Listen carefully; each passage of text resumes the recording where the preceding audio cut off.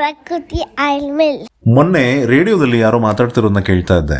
ಅವರು ಮಾನವ ಇತಿಹಾಸದ 4 ಯುಗಗಳಾದ ಶಿಲಾಯುಗ, ಕಂಚಿನ ಯುಗ, ಕಬ್ಬಿಣ ಯುಗ, ಕಬ್ಬಿಣ ತಾಮ್ರದ ಯುಗ ಇವುಗಳ ಬಗ್ಗೆ ಮಾತಾಡ್ತಾ ಇದ್ರು. ಅದ್ರ ಜೊತೆಗೆ ನಾವು ಇವತ್ತು 5ನೇ ಯುಗದಲ್ಲಿ ಬದುಕ್ತಾ ಇದ್ದೀವಿ. ಈ ಯುಗವನ್ನ ನಾವು ಪ್ಲಾಸ್ಟಿಕ್ ಯುಗ ಅಂತ ಕರಿಬಹುದು ಅಂತ ಹೇಳಿದ್ರು. ಇದು ಎಷ್ಟೇ ಅವರ ಅನಿಸಿಕೆಯಾದರೂ ಅವರ ಈ ಮಾತು ನನಗೆ ತುಂಬಾನೇ ಸತ್ಯ ಅನಿಸಿತು.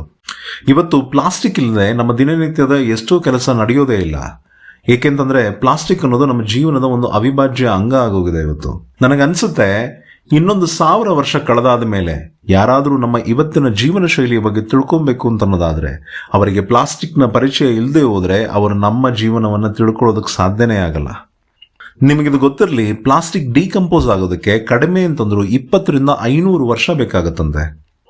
ಹಾಗಾದ್ರೆ ನೀವು ಇವತ್ತು ಈ ಜಗತ್ತಿನಲ್ಲಿ ಹುಟ್ಟಾಗ್ತಾ ಇರುವಂತಹ ಪ್ಲಾಸ್ಟಿಕ್ನ ಕಸಕ್ಕೆ ನಿಮಗಿಂತ ಹೆಚ್ಚಿನ ಆಯಸ್ಸು, ನಿಮಗಿಂತ ಹೆಚ್ಚಿನ ದಿನ ಈ ಕಸ ಈ ಭೂಮಿ ಮೇಲಿರುತ್ತೆ.